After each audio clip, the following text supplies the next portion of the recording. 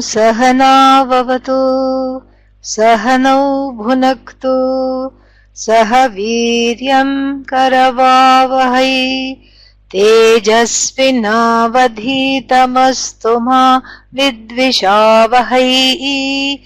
Om Shanti Shanti Shantihi.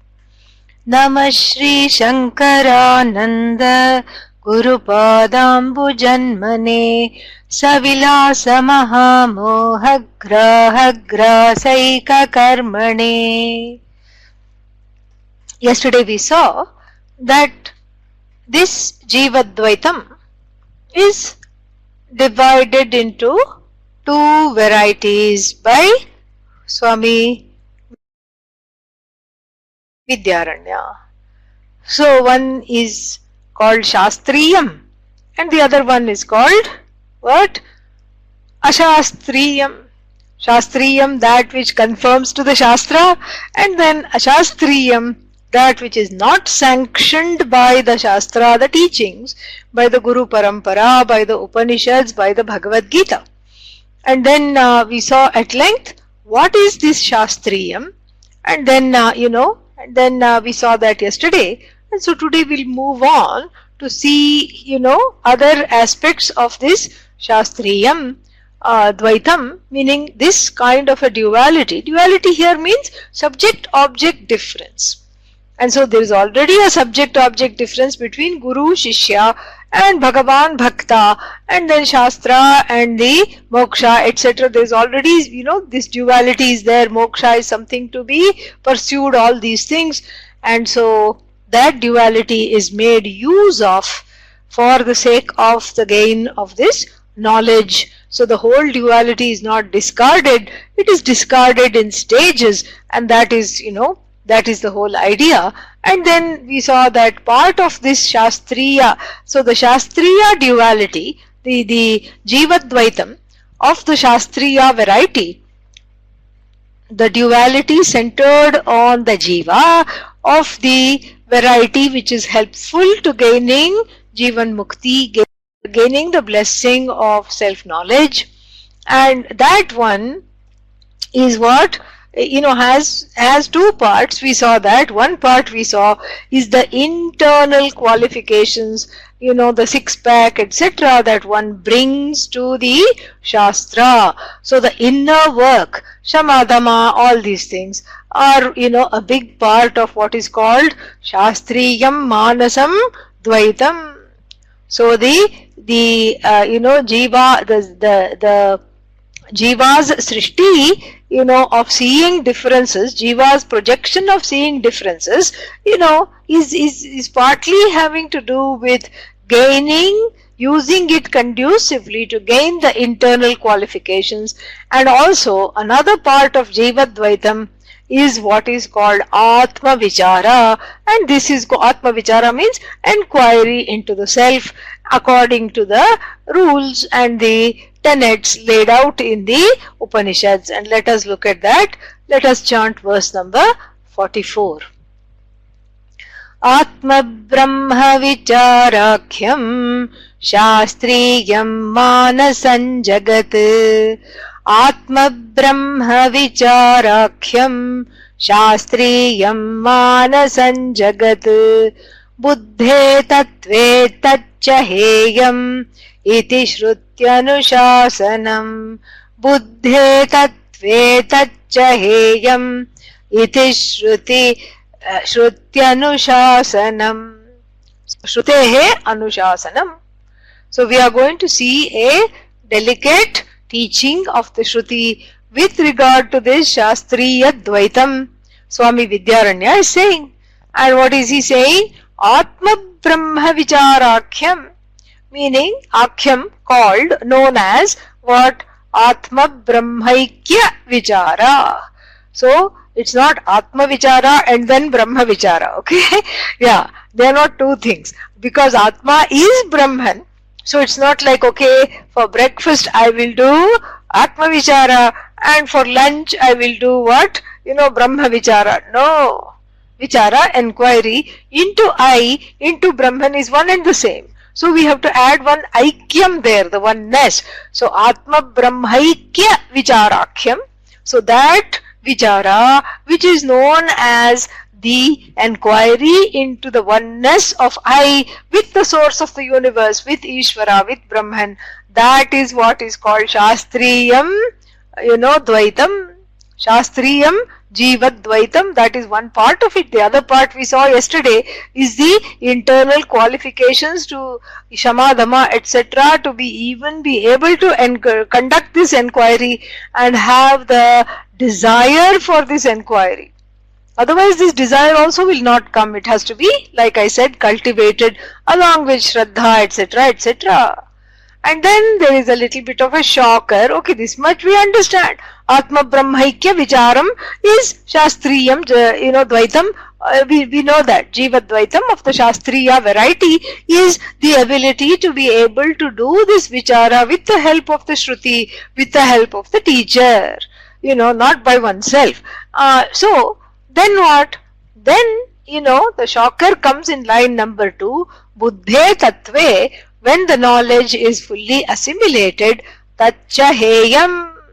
So this Shastriyam duality, Shastriya variety of Jiva's duality, in terms of what? In terms of leaning on the Shastra and leaning on the Guru for knowledge, is also to be given up.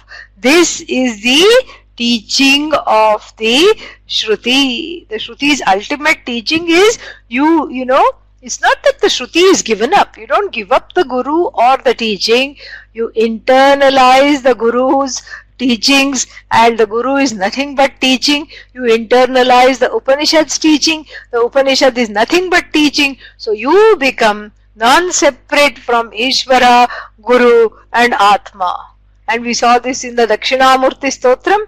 Ishvaro Gururatmeti Murti Bheda Vibhagine Vyomavad Vyapta Dehaya Dakshinamurtaye Namaha.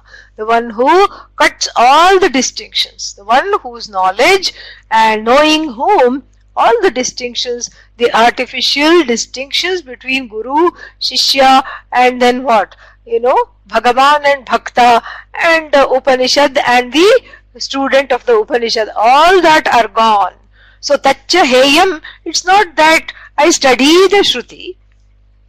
Okay, Chandogya done, Muṇḍaka Upanishad done, Brihadaranyaka Upanishad done, been there, done that, been there, done that. Okay, let's just, throw away the Upanishad. That's not the idea. The idea is that, Vidyaranya Swamiji does not want us to forget how this knowledge is gained. And for that we'll take a little trip down Muṇḍaka Upanishad. When Shaunaka goes to the Guru Angiras, where in the Muṇḍaka Upanishad, he asks a question, Kena Vijnanena Sarvam Vijnatam Iva Syat, by knowing which thing all the things in the world are as good as known. This is his question to the teacher. That tell me that one thing. I want a master key that will open all the doors in the Jagat and beyond. I want to know that if I know one thing, that one useful thing, if I know, then everything will open itself up to me. I have heard in the Shastra that, gaining one thing, everything is known. Is there such a thing? Is there that knowledge? And the teacher should have said, yes, there is this knowledge. Or, Angiras, the Guru, should have said, no, sorry fellow, there is no such knowledge. But the Guru gives a very intriguing response. And what is that response? Well, there are two types of knowledge that have to be studied. Is the Guru's, response. And then, Dve Vidye Veditavye, two types of knowledge that must be studied, Veditavya, and this suffix called Tavya means has to be done. So it's like almost an injunction from the Upanishad that two types of knowledge have to be studied, and let us call one Para, and then let us call the other one Apara. Para means the ultimate, the absolute. knowing which there is nothing more to know. That's when, that is the last thing that to know is that, knowing which nothing more remains to be known. So para means the last thing to be known, knowing which there is nothing more to be attained, gained, etc. And then apara means relative knowledge that qualifies you for the para, like grammar, etc., all these things. And then he lists, because then we don't know what is this apara, what is this para, we have to find out. Then he himself lists. And he even though he says paracha, aparacha, para comes first, because that's really the thing to be known, he lists what comes under apara knowledge. Non-ultimate relative branches of knowledge are listed first. Why? Primarily because that is a very big list. Apara is you. Sorry, para is you.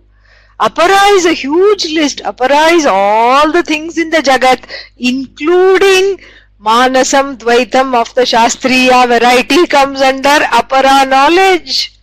So then he starts listing apara, and one is shocked. Rigvedah, Yajurvedah, Samavedah, Atharvavedah, Shiksha, Kalpah, Vyakaranam, Niruktam, Chandas, Jyotisham iti. And then this list is suspiciously similar to all the things that Narada knows. When in yesterday's class, all the things that yesterday or day before, whenever we saw that, all the things that Narada knows, when he goes to his teacher Sanat Kumara to ask about that knowledge which helps him cross sorrow. 7th chapter of Chandogya Upanishad, very beautiful and worth studying, called Bhuma Vidya. So all the things that he knows, is very similar to what is called Aparavidya in the Muṇḍaka Upanishad. In fact, there is Ekavakyata, there is a, synergy and no contradictions between what is taught in one Upanishad and the other. Very interesting. And listening to Narada's list, which is very similar to the list given by Angiras under the category Aparavidya, relative knowledge. Listening to this list coming out of Narada's mouth, what is Sanat Kumara's response?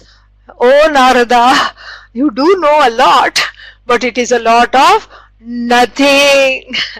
Because the very thing that makes all these nothings into something is not gained by you. That is what Narada is told. So that means what? Angiras is also told the same thing. Because then Angiras says, well, I thought Upanishad is sacred. It is giving me the knowledge, but it is apara. Then how can, then so many questions come to the mind. How can relative knowledge, finite relative knowledge that destroys itself, that self-destructs, that is subject to destruction, how can it give me the infinite? Ayyo, the infinite is you. It doesn't have to be given. It has to be indicated. That's all. That's how. And how is it indicated? By removing avidya, by removing all the things that don't belong what is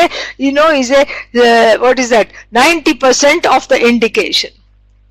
Because if it is you, then it doesn't, and what kind of a you is it? Is it a self-evident you, or is it a jada you? Well, I think I am jada.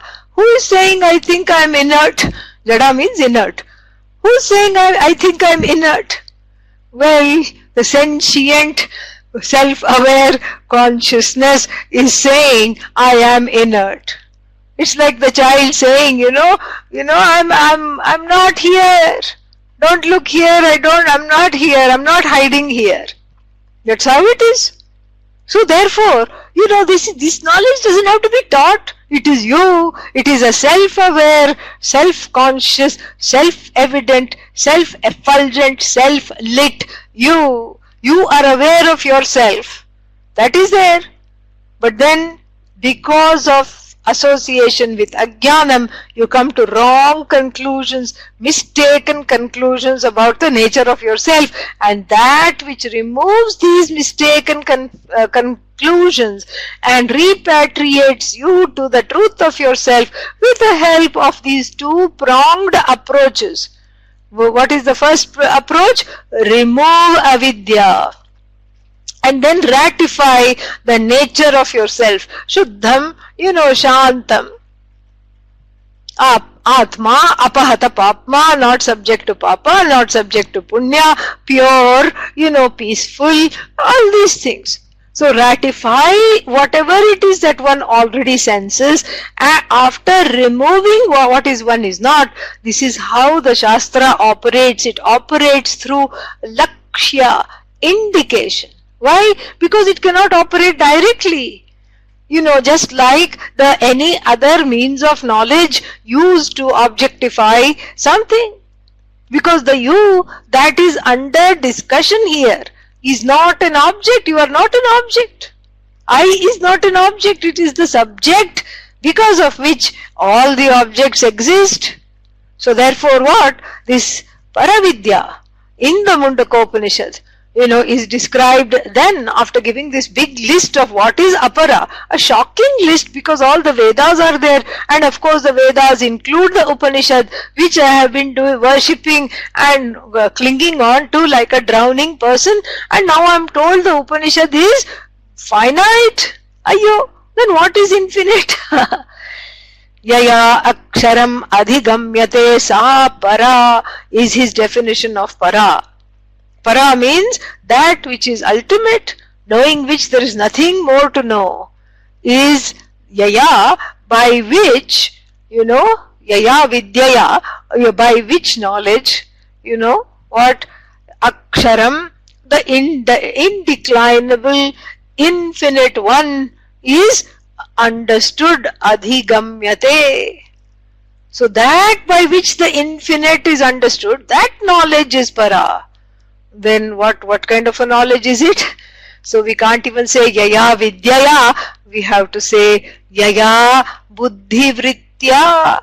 That buddhi vritti, that something that happens in the mind, a mental formation in the form of a thought. And we have seen the operation of the mind in detail in understanding this chapter right at the beginning.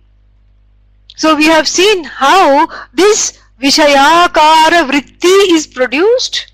Pot, when you see pot, Vishaya means object. So that object vritti is produced, in the mind, even when you hear the word pot, and then the pot is shown to you, and whether it's a golden pot or a silver pot or our regular clay pot, doesn't matter. The eyes as though go blessed and backed by the mind, which is in turn blessed and backed by Chit, the light, that consciousness. That consciousness as though takes on the form of the means of knowledge, wraps itself around the object to be seen, to be cognized, and brings the information back. And suppose you saw a golden pot, but then actually what is shown is a clay pot. That adjustment is what is called phalavyapti. That information that is tallied in the mind is called phalavyapti, and this going out and gaining that information, being transformed by that information, blessed by Chit, getting that information is what is called vrittivyapti. Meaning the mind takes on the form of the vritti, pervades the entire vritti, of course blessed by consciousness. So first line of operation, sense organs, eyes, behind that mind, behind that consciousness. So consciousness as though morphs into the mind without undergoing any change, which in turn blesses the organs of the sense organs without undergoing any change. And the light of consciousness as though through the apertures of the eyes, etc. We saw this in detail in the Dakshinamurti Stotram, goes and reaches out to the object and, and gains that information. So this two-part cognition we have seen. So, is that the same way Paravidya also takes place? Huh? So, we have a two-part cognition. First, we have what is called Vishayakara Vritti, and the Vishaya, the subject matter being Brahman. So then, in the student's mind, a Brahmakara Vritti is produced, and this is called Vritti Vyapti, and then we have to say, aha, this is Brahman, and then we have Phala Vyapti. No, yes and no, because the first part is correct. Vishayakara Vritti is produced. Brahmakara Vritti is produced, through the words of the Shastra, handled by the teacher in the form of a live pramana. Live pramana. Pramana is live. It's alive. And it is, it is given. And in the form of the live pramana, this, it's not that the knowledge is produced. Knowledge is, but what is produced is a kind of a mental change in the mind of the student. Because when you're listening carefully, then you have an aha moment. What is that aha moment? Sometimes in the class, there are one or two or many aha moments. And that aha is because of this Brahmakara Vritti, because what is being taught is Brahman. And you happen to be that Brahman, and then what is being taught is Brahman, and then one is told Satyam Jnanam Anantam Brahma. It is the nature of existence without any it's the existence of the subject lending its presence to all the objects without becoming any one of them.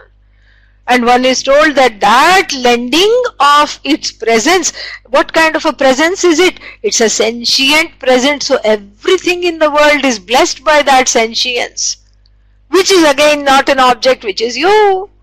And then how long is this sentience? Unending sentience, unending existence, Ananta. Therefore you are Purna, limitless.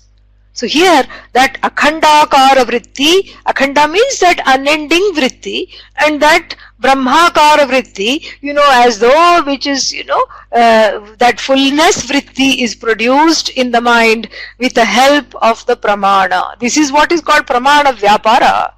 And then what happens? Then there is the subject which is being taught is you. And you happen to be self-aware, so you don't have to objectify yourself, and so Phala Vyapti is not there, only Vritti Vyapti is there. And what happens to the Vritti? It self-destructs. In these spy movies, you see that the spy is a messenger, and the messenger in the ancient times, we see this. So the spy was a messenger who took a very sensitive message to some other kingdom. And then what? The spy had to be killed. Because you can't have this knowledge going around, and you can't trust anybody. So one king sends it to another through one hapless spy, and then after giving this, the king says, that other king will probably say, here come, since you have come all the way from another kingdom, please rest yourself, rest your weary bones and muscles, be the guest of our kingdom, eat, drink, and then go back. And he says, oh, how nice, I'm being invited to the palace, guest of the palace.